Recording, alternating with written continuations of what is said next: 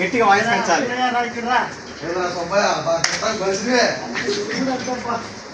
ఏందన్నా అట్లా వస్తున్నారు? ఏందే ఈ పరిస్థితి? ఏముంది గట్టు మీద తిరుపతి వచ్చినాము.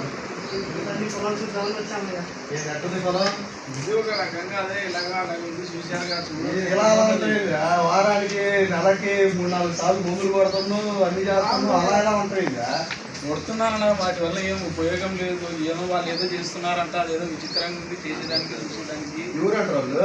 ఎవరో అక్కడ ఉన్నాడన్న ఆయన చేస్తున్నాడంట. తీసారంట వాయిస్ పెంచాలి. వాళ్ళు ఏదో నూతనంగా చేశారు. పెట్టారు, ఏదో మొక్కలు అన్ని మొక్కలు నాటారు. మళ్ళీ నాట్లు వేయడం కూడా విచిత్రంగా చేశారు. అసలు గీతలు మాదిరిగా ఒక్కటే లైన్ కనిపిస్తుంది. ఏమన్నా అదే అర్థం కాలే. అదే ఎందుక ఏ విధంగా చేస్తున్నారు నాకే. అదే వీళ్ళు చికెనాయిలు అంటారు కదా. ఆల్రెడీ తిక్కులో మంచిలో మనకేం తెలుస్తుందన్న, మనం చూసే కదా తెలిసేది. అక్కడ పోయి సుబ్బయ్య పొలమే కదా అది. సుబ్బయ్య పొలమే. వాడేం తిక్క పట్టిందా ఎట్లా ఏమో నా తిక్క పట్టింది అది మనమే అనుకుంటున్నాం. చూడండి వాళ్ళు ఏదో ఏదో చేస్తున్నారు, అర్థం కావడం లేదు.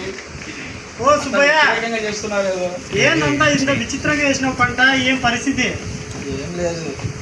ఏంది ఇదంతా తిక్క పట్టిందా? ఏమి భూమి అంతా వేస్ట్ చేసుకున్నావు? ఏం జరిగింది? వేస్ట్ ఎందుకు చేసుకున్నా? నాకున్న పొలంలోనే వేసుకున్నా కరెక్టే. మొక్కలు నాటావు వేస్ట్ అయినా ఆ % మీకు వచ్చేది ఒక బస్తాకు వస్తే మీకు 1,200 లేదా 2,000 వస్తాయి. అదే మేము ఆ % మొక్కలు కూరగాయలు ఇలా అన్ని మొక్కలు వేసుకోవడం వల్ల మాకు పంట వేసిన 2 నెలల నుంచి మేము ఆదాయం వస్తుంది మాకు. అలాగే వేసి స్థలం ఎక్కువ వేస్ట్ అయిపోతుంది కదా. ఎక్కువ ఒకటే పంట అయితే బాగుంటది కదా. పని అంత శ్రమ ఎక్కువ కదండి మీకు. శ్రమ ఎక్కువ ఏమవ్వదు. ఇప్పుడు మన స్థలం వేస్ట్ ఏమవుతుంది. మీకు ఆ % వస్తే ఒక బస్తా ఆదాయం వస్తుంది. కానీ ఇలా వేసుకోవడం వల్ల మన 2 నెలల నుంచి మనకి ఆదాయం తీసుకోవచ్చు. చుట్టూ నీడగా ఏర్పడుతుంది కదండి. ఆ నీడలో పంట వస్తుందా అండి? వస్తుంది. ఇదేంటండి మళ్ళీ సాల ప్రకారంగా నాటారు వరి. దానివల్ల ఏమన్నా అసలు పొలం కూడా దగ్గర నాటితే ఎక్కువ మొక్కలు ఉంటాయి కదండి. ఇలా లైన్ సోయింగ్ చేసుకోవటం వల్ల ఈ గాలి వెలుతురు అనేది మొక్కకి బాగా అందుతుంది. అంటే మనం స్ప్రేయింగ్ ఇచ్చుకోవాలన్నా కూడా మొక్కలు అన్నిటికీ బాగా స్ప్రేయింగ్ అవుతుంది. అందుకని లైన్ సోయింగ్ వేసుకుంటాం. మేము అన్నిసార్లు పురుగు మందులు కొట్టామంటే అంత ఖర్చు పెట్టి దిగుబడి రాలేదు. దిగుబడి కూడా ఎక్కువ వచ్చిందని చెప్పారు. దిగుబడి ఎక్కువ వస్తుంది. సాధ్యమవుతుందండి. మేము ఈసార్లు పురుగు మందులు కొట్టినా మాకు కాలేదు. మీరు ఎలాగైందంటే మీరు జిగ్జాగ్ టైప్లో వేసి దానికి పురుగు వచ్చిందంటే బయటకు వెళ్ళకుండా చేశారు. మేమేంటంటే లైన్ సోయింగ్ వేసుకోవడం వల్ల వెలుతురు సూర్యరశ్మి మొక్కలు పట్టడం వల్ల గాలి వెలుతురు రావటం వల్ల మేము చేసే స్ప్రే ప్రతి మొక్కకు అందడం వల్ల మాకు ఎటువంటి పురుగు పెస్ట్ అనేది లేకుండా పంట దిగుబడి వస్తుంది. మొన్న ఎంత పండించినారు ఎకరానికి? నాకు 25 వచ్చిందన్న. నీకెంత వచ్చిందమ్మా? 30 వస్తుంది. అబ్బో ఇదేదో బాగుండు. మనం రసాయన ఎరువులు ఇంత వాడుతున్నాము, రసాయన మందులంతా వేస్తున్నాము. జిగ్జాగ్ వేసి మేము దగ్గర మొక్కలు నాటుతున్నాము. కాబట్టి మాకు ఎక్కువ ఈల్డింగ్ వస్తుంది. మీకైతే 1 లక్ష 2 లక్షలు అయ్యి ఉంటుందిగా ఎరువులకి. మాకు అసలు ఖర్చు అనేది ఏముండదు. మాకు మా చుట్టూ ఉన్న ఆకులు అనుమతితో చేసుకుంటున్నాం మేము. మాకు రూపాయి ఖర్చు కూడా అవ్వదు. మాకు అయితే ఏదో మాకు కూలీలు ఖర్చు అంతే, కానీ మాకు ఎక్కువ ఖర్చులు అవ్వవు. నాకైతే 40 నుంచి 50,000 వస్తుందన్న. ఇది ఏదో ఖర్చు తక్కువ అంటున్నారు. మరి ఏదో తేడా ఉంది అంత పరిస్థితి. ఇది మనం కూడా ఈ విధంగా చేస్తే బాగుంటుందేమో. ఏదో ఆలోచించాలి రఫ్గా. చేస్తే బాగుంటుంది. ఇది అందరూ చేయాలి. మాకు కూడా ఇలాగ చేయాలో చెప్పండి ఒకసారి. చెప్తాం. సరేనమ్మా, మళ్ళీ వస్తాం. ఎక్కువ బాగుంటుందా? చెప్తారు వాళ్ళు ఇప్పుడు పని చేయాలి, ఏం చేయాలి. ఒకసారి పోయి చూసి వస్తారా? అదే నీకు 100 బస్తాలు పండితే వాళ్ళు పండుతారా? ఏది పండేది వాళ్ళు. నా కాడికి ఎక్కువ పండిస్తారు. అదే మన పురుగు మందులు ఎక్కువ. 3 సార్లు కొడతానా ఎరువులు మందులు. కొడతాను కొట్టట్లేదు. నేను 3 లక్షలు పెట్టా ఖర్చు. వాళ్ళు ఏం పెడతారు? వాళ్ళు ఏం పండిస్తారు? పోయి చూసి వస్తారా? రామా అబ్బో ఇదేంద్రో పొలం కూడా కనిపించట్లేదు. చుట్టూ సంచేశారు. మొత్తం అన్ని తిక్కగా ఏదో పట్టినట్టు చేస్తారు. ఏదకి తిక్కబొట్టు ఉంటుందిలే. అంతే బాబు. ఒకసారి లోపల పోతే అవతారం కనబడిగా రండి చూడండి.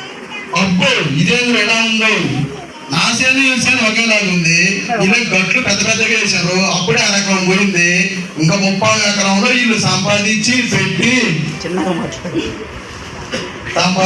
పెట్టి నా కాడికి ఎక్కువ పడేద్దామా? అదేంది మా మధ్యలో అటుగట్టుగా మళ్ళీ ఏదేదో వేరే మొక్కలు నాటారు. ఇదేంద్ర ఉల్లి మొక్కలాగుందో అది తినడానికి వేసారా ఎట్ట మామ కొద్దిగా సూర్యదేశం కూడా తాగలదు.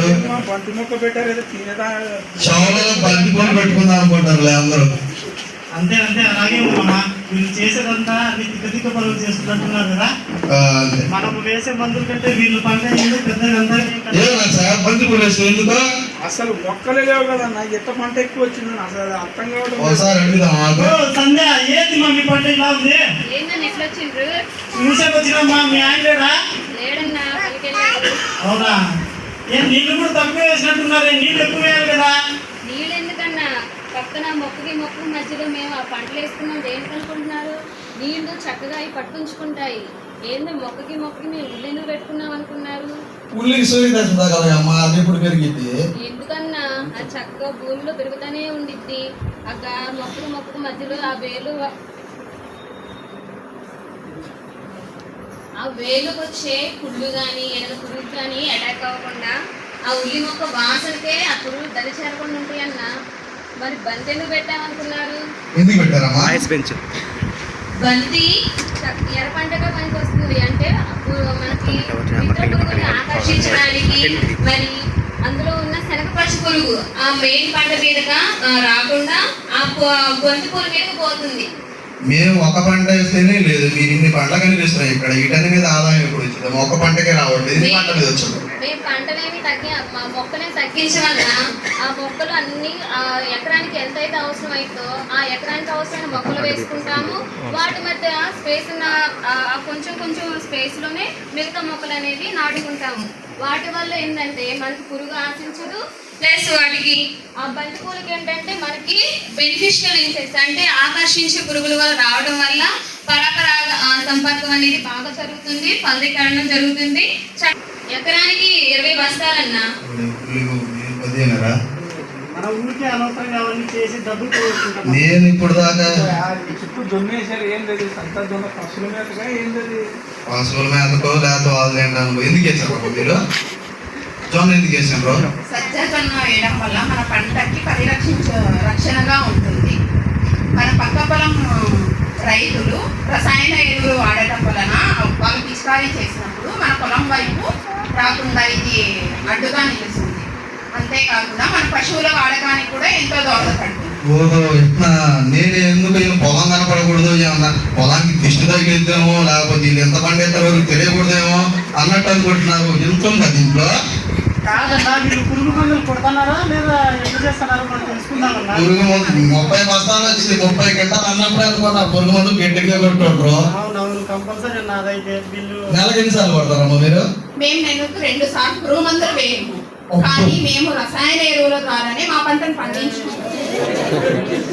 సహజ సిద్ధమైన ఎరువులతోనే మేము పంటను పండించుకోగలుగుతున్నాము. ఆ పద్ధతి ప్రతి 15 రోజులకు ఒకసారి ద్రవజీవామృతం అనేది మేము పారిస్తాము.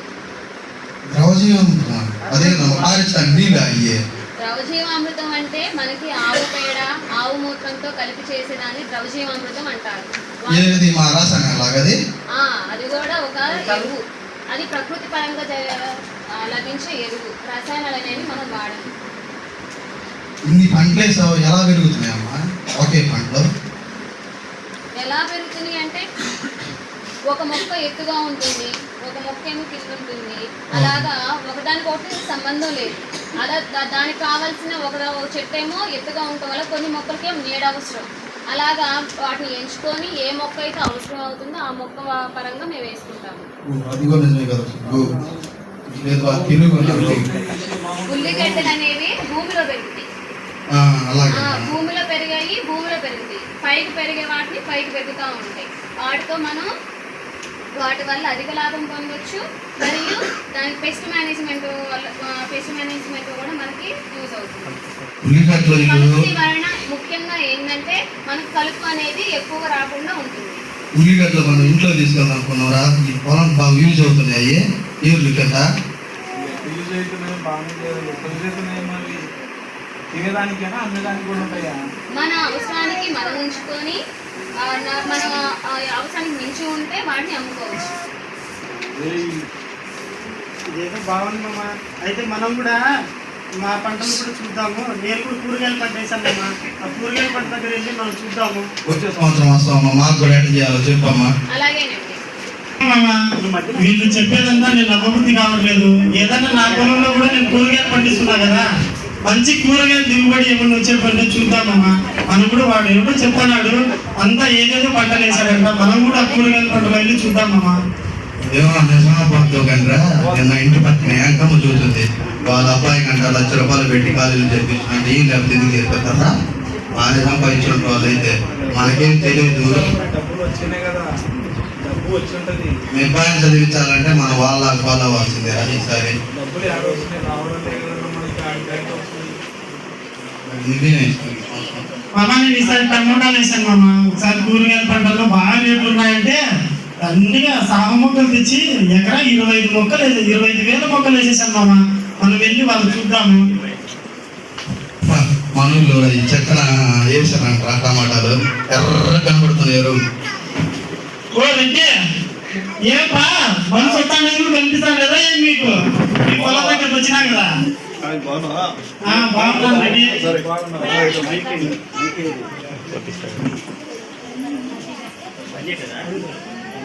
వచ్చా ఏమి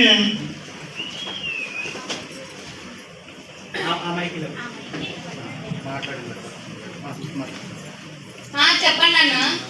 ఏమ్మా మీ ఆయన ఏం మాట్లాడుకుంటూ ఉడుకు పలుకు లేకుండా ఇద్దరే పని చేస్తున్నారు. ఏదో మేము కూడా కూరగాయలు పంట వేసినాము, టమోటా, చిల్లి, ఏంటి మా ఇదంతా బంతిపూలు, ఏంటి ఇదంతా జొన్నలు, సజ్జలు, నీళ్ళు ఇదంతా వేసినారు. నేను ఎకరా 25,000 మొక్కలు వేసినాను. మీరు కూడా వేసినారేమ్మా 25,000 మొక్కలు? మేము అన్న వేయలేదన్నా. ఇంకెలా అమ్మా మీరు దిగుబడి తీస్తే ఎలా వస్తుంది? మేము మా పురుగు మందులు కొడుతున్నాము, ఎరువులు దండి చేస్తున్నాము, సప బాగుంది, మా తోట బాగుంది. మీరు ఏంటి ఇదంతా ఆడౌట్ ఇన్ని రకాలు వేయడం వల్ల మేము మార్కెట్లో అది రేట్ తగ్గినా కూడా దీనివల్ల లాభం పొందుతాం. ఏం రెడ్డి కదా ఎకరాకి 2,000 మందులు పెడతానావా? ఏదైనా మందులు గిందులు వేసినావా ఏమి? మందులు ఎందుకు వేస్తాం? అన్ని రకం ప్రధాన పంట సహజంగా తయారు చేసినాం. మేము పట్ల పండిస్తాం. అవేది ఊరికే కళ్ళాలో వేసాయి కదా. మేము కూడా కళ్ళాలో వేసి మేము పోస్తాలేదే ఎరువులు. మీరు వేసే ఎరువులు వేరు, మేము వేసే ఎరువులు సంవత్సరానికి 20 క్వింటాలు 30 క్వింటాలు వస్తున్నాయి. కూరగాయలు కూడా మా వాడు బెండుగా వేసిండు. మరి నువ్వేమే ఇంత తిరణాల్లాగా ఇన్ని పంటలు వేసినావు, ఏం సంపాదిద్దామంటా? ఇన్ని రకాల పంటలు వేసినాం కదా, నువ్వు ఒక రకం వేసినావు. ఇప్పుడు అదే తెగులు వచ్చిందంటే నీకు అనేది నష్టమే కదా. అదిగో మీరు పోయిన సంవత్సరం టమాటా ఒక పంట నష్టపోయినా కానీ, ఒక పంట పెట్టుబడి పోయినా కానీ మిగతా పంటలన్నీ మాకు అన్ని లాభమే కదా. అవును, టమాటాకి ₹10 ఉంది కానీ చిక్కుడికి ₹35 ఉందిరా. టమాటా పంట పైన చిక్కుడికి ఎట్టింది పడ్డట్టుంది వీళ్ళకి. బెండ, మొటిక, బంతి ఇవంతా చాలా ఏంటో డెకరేషన్ చేసినట్టున్నారు. పెళ్లిలో మరి డెకరేషన్ చేసినారు వీళ్ళు. ఎందుకంటామమ్మా నువ్వు ఏంటి అంతా డెకరేషన్ చేసినావు? ఏం పెళ్లి చేయించానా ఏంది? మొత్తానికి ఎట్లా ఉంది కదా నీకు వేయడం వల్ల నీకు తగ్గుతాయి. మేము ఇన్ని రకాల పంటడం వేయడం వల్ల మేము భూమి మొత్తాన్ని కవర్ చేస్తున్నాము. దీని వల్ల నీటి శాతం నీరు అనేది తగ్గుతుంది. నువ్వు ఒకటి చూసినవారా? ఇల్లు పంట నేల మొత్తం తేమతో ఉంది, మనకి కొద్దిగా ఎండిపోయినట్టు కనపడుతున్నాయా? 2 రోజులు ఒకసారి నీళ్ళు తడి పెడతానమ్మా. వీళ్ళు ఏంది నీళ్లు పెడతానారో లేదో, బాగానే నీళ్ళు నిలబడింది. నీకు బోరు కోలేదు కమ్మా. మేము ఇన్ని పంటలు వేయడం వల్ల మల్చింగ్ ఉపయోగపడి నీరు అనేది ఆవిరి కాకుండా ఉంటుంది. అది కూడా నిజమే. ఏమమ్మా మా వాడు కొద్దిగా ఇబ్బంది పడుతుండు. పొలాలు వేసి ఈ కూరగాయలు, ఆకుకూరలు ఇన్ని పంటలు ఒకే పంట వేసుకుండు. మీరు చూస్తే మీ పుణ్యానన్నా మా వాడు గెట్లు పడతారు ఈసారి. మాకు దీని వల్ల కలుపు అనేది కూడా తక్కువ వస్తుంది. కలుపు తక్కువ వస్తుంది కరెక్టే మా. మనము ఇవన్నీ డెకరేషన్ చేసాం కదా, మార్కెట్కి అవన్నీ కొంచెం తీసుకొని పోతే వ్యాపారస్తులు తీసుకుంటారా? తీసుకుంటాం. అంటే ఒక పంటకి రేట్ తగ్గినా ఇంకో పంట వల్ల మాకు లాభం వస్తుంది. ఇప్పుడు నేను తక్కువ ఉన్నా కూడా అన్ని నాకు టమాటాలు ఒక 200 బాక్సులు అవుతాయి. 200 బాక్సులు అయితే నేను ఒక బులోలో పిలుచుకొని పోయి నేను మార్కెట్కి వేసుకుంటా. మీరు అంత చిన్న తక్కువ ఉంటే ఎలా అమ్ముతారు మా మీరు? మార్కెటింగ్ ఎలా చేస్తారు? కానీ మాకు డైలీ ఇంట్లో వస్తారు. ఊర్లోనే పెట్టుకొని నుంచి ప్రతి వారం, ప్రతి నెల, ప్రతి 2 రోజులకు ఒకసారి మేము ఏదో కూరగాయలు హార్వెస్ట్ చేసుకుంటూనే ఉన్నాం. మాకు నిరంతరం ఆదాయం అనేది వస్తూనే ఉన్నాం. అరే సుబ్బిగా, ఈసారి మాత్రం నువ్వు వీళ్ళ రూల్స్ ఫాలో అవ్వాలిగా, లేకపోతే నువ్వు ఇబ్బంది పడతావు. ఇప్పటికే 3 లక్షలు అప్పు ఉంది అంటున్నావు. ఈసారి మళ్ళీ ఏం దగ్గర నువ్వు అప్పు అడిగేటట్టు అన్నావు. వీళ్ళు ఫాలో అవ్వకపోతే సరేలే మామ అయితే. తెలుసుకొని మనం కూడా అదే విధంగా చేద్దామన్నా. ఈసారి వచ్చేసారి మనం కూడా వాళ్ళ పద్ధతులు పాటించి మనం కూడా కొద్ది మొత్తంలో వాళ్ళ మాదిరి చేసి ప్రయత్నం చేయాలి. అవునమ్మా, మనం ఏమన్నా కూడా నెక్స్ట్ సంవత్సరం నుంచి సీజన్ వచ్చేలోపు మనం కూడా ఆ రెడ్డిని తీసుకొని అన్నీ తెలుసుకొని మనం మొత్తం అన్ని పంటలు వేయాలి మామ ఖచ్చితంగా. 10 సంవత్సరాల నుంచి చేస్తున్నామా, ఇంతవరకు మిగిలించింది ఏమి? వాళ్ళు 2 సంవత్సరాలు నాకాడికి ముందుకు పోతున్నారు మామ. అవును మామ, వాళ్ళు చూడు ఎన్ని బీట్రూట్ వేసినారు, మిర్చి వేసినారు.